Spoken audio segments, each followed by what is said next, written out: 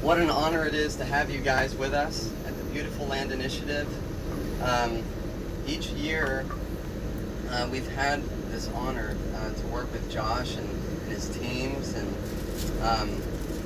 we've been at it since 2015, picking up trash along the shores of the Sea of Galilee and beyond. And I just want to share with you briefly a little bit of the origin story. My family made Aliyah when I was a boy, when I was 9 years old. I came, and then we left about 2.5 years later. So I went to school, got the language. The seeds of sort of Israel were planted in me back then, and I always knew that I'd come back. I did end up coming back here for a year when I was 19 years old, and just really to seek the Lord, to do some soul searching, and I ended up on Mount Carmel backpacking one day, fasting and praying, seeking God for the direction of my life. And while I was out there, I began to notice not only a tremendous smell, okay, but I was looking around me, and in between every single tree, I was in the dead center of a thick forest.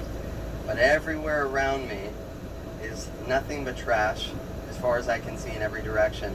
I was standing on a pad of trash about this thick, and you couldn't see a blade of grass, just trash between every tree in the middle of the woods, okay? And in that moment, like I said, I was fasting, I'm seeking, and my heart began to break over the land, and I said, man, what must God think about this mess? And I just said out loud a very simple prayer. I said, God, if you ever bring me back here one day to live, I want to be a part of the solution to the litter problem in Israel. Amen. And by God's grace, yes, He brought me back about 5 years ago with my pregnant wife. We had just completed a 4-year film project called The Identical that released nationwide in the U.S. And then right after that, I began once again into a phase. I was in Tennessee just seeking what's next. And I dreamed 3 nights in a row about Israel. I saw Israel from the air, like flying over Tiberias, the Sea of Galilee, the Golan, Negev, Jerusalem. And I'm seeing the land. On the third night, I get up and I sit in my living room, 200-year-old cabin in the woods. And I just say, Lord, are you stirring my heart to go back to Israel? And right as the words left my mouth, the front door of my house blew open. And that, as old as the house was, that never happened in 16 years of living there. But I went and woke up my wife. It was about 2 a.m. I say, baby, I think God's stirring my heart to go back to Israel. What do you think about it? She said, Jordan, hear from the Lord. I'm going to follow you wherever you go. And that's my wife. So thankful for wives who support their husbands. Amen? Amen. Amen. And for husbands who support their wives. Yes. Hallelujah. Yes. And their dreams. So, where was I in all that? The door blew open. So thank God. She says, let's go. We blasted off. By the way, she was 5 months pregnant with our firstborn. And we blasted off. We were here 6 weeks later. Did not know why we were here. We left our careers, packed it all up, and bounced out. Come April of that year, our daughter was born on a special day. I'm sharing the whole story. My daughter's born on April 4th, 2015. 3 things happened that day. 1, my daughter was born. 2, there's a lunar eclipse. And number 3, it was the first day of Passover. The interesting thing about the eclipse was that it came on 4/4, April 4th, 2015, and the lunar eclipse lasted 4 minutes and 44 seconds. Wow. And for us, when we looked at those numbers, 4 is the letter Dalet, or the word door, if you spell it out, Dalet.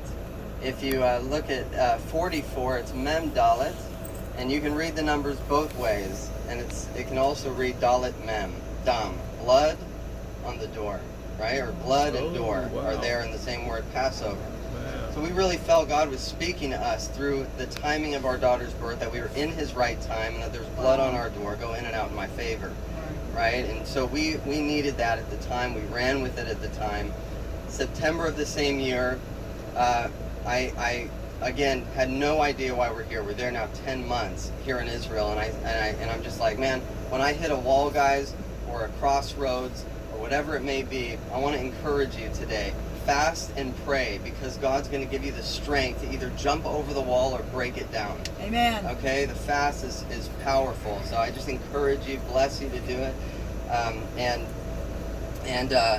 it's been the key thing for every major directional point of my life over the last 12 years. So, but I began a fast, and at the end of that fast, I was reading Psalm 37 verses 3 through 5, and it says this: "Dwell in the land and do good, and cultivate faithfulness. Delight yourself in the Lord, and he will give you the desires of your heart. Commit your way to the Lord, and he will bring it to pass."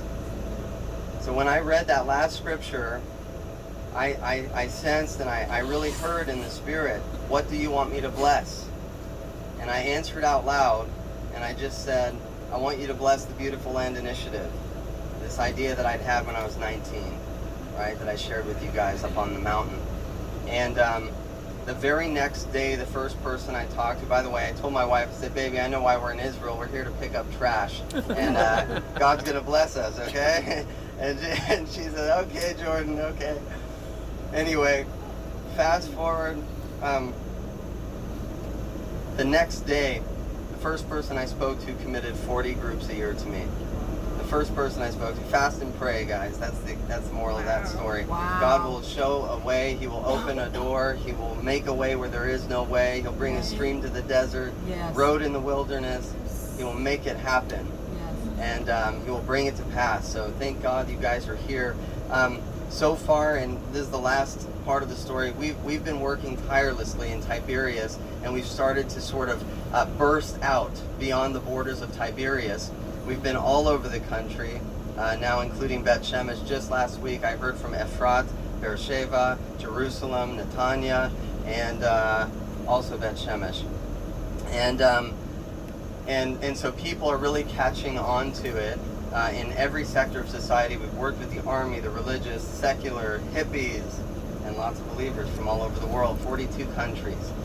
We've had 5,000 volunteers, cleaned up over nearly 100 tons of litter. Wow. Over the last 4 years. Wow. And we're going to continue the journey today. So thank you guys so much for being a part. It's a sign for the times. The Lord is restoring his land. Yes. It's really not about me. It's not about our story so much, it's about his story. Amen. And we get the honor to partner with him Yes. in what he's promised. Yes. So let's be partners with the promise. I'd ask you guys to speak over the land today, remind the land who it is. And I just bless you today. Josh, would you pray over our time? Oh, sweet. It's blessed, pre-blessed food. We know about that in Israel, pre-blessed scenarios. So, okay, we're going to launch out now. We have about 40 minutes. We're going to give it our all for about 40 minutes. And take some pictures, and yeah, we just thank you guys so much. God bless you and keep you and cause his face to shine upon you. May he bless you today as he sees you. It says in Deuteronomy that the eyes of the Lord never leave this place. From the beginning of the year to the end of the year, his eyes are upon it. Yes. So his eyes are upon you today. Thank God. Bless you guys. If you will, there's a blue box under the tree. You can come grab a pair of great gloves and a bag, and then we're going to release you. We're going to send you out. Okay? Amen. So follow me. Thank you.